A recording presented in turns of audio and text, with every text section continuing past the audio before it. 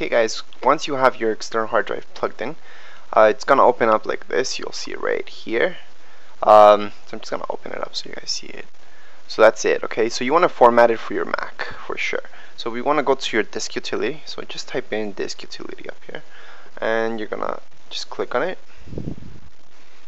Okay, if you have a 3 terabyte, such as me, you don't want it all to be just your time machine. You want to use at least a terabyte just for just something apart. Okay, so maybe your computer will get too saturated with files and you want to put something in your terabyte, so you do want to keep it open. I suggest doing that. If you guys don't want to, you can just go to erase and don't choose MS-DOS FAT. You want the extended journal one, so just the simple extended journal one, you'll be fine.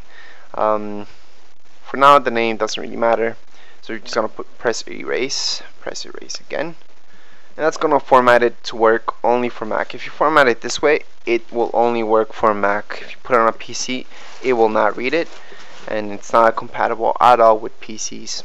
Okay. I find that's okay for me in my case, since I don't really do anything with PCs, so it's okay. If you do want to put and stuff on your PC and be compatible, it is a little bit trickier, but you can format it as exFAT or other ones, but exFAT would be your main one if you want to have it compatible with your PC and Mac. In this case, I do suggest just having it done for your Mac, and that's it. So once you have it like that, you can just go into your time machine, and let me just show you the long way to go into that. So system preferences, and from here you can just go into your time machine, which is down here. So that's the long way of getting there. So there you just put select disk, and you can select untitled one. Okay, so if you want it just like that to your 3 terabyte or 4 terabyte or 2 terabyte to be just your time machine, you can just click on it, and then you click on use disk, and that's about it, and you can just begin your backup.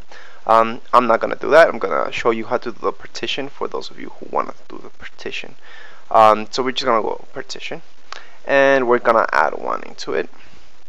So right now it's showing me 1.3 terabytes, 1.5 terabytes. So what we want, for me, I want 2 terabytes to be just my external. There we go. That's around 2, 3. Okay, so that's 2 terabytes for that I'm gonna use for just all my stuff, such as could be for my files, or I could just use it for my time machine. In this case, I'm gonna name this one time machine. I do want my time machine to be this one right here. So that size will be 2 terabytes, and the other one will be just around 900.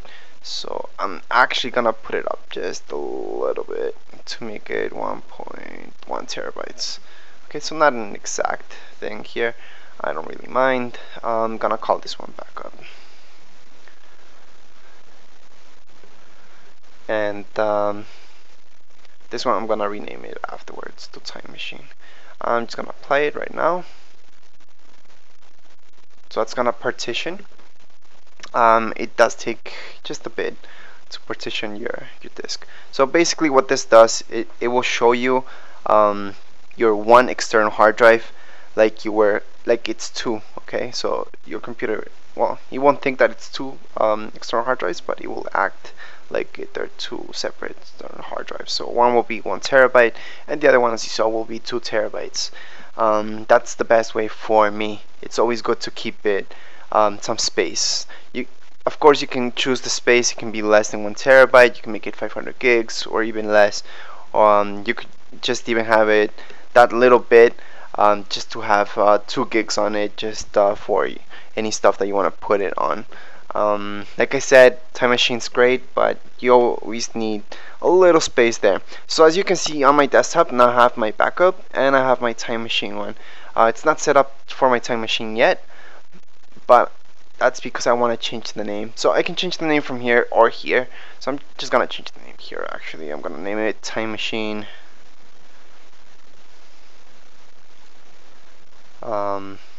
AC.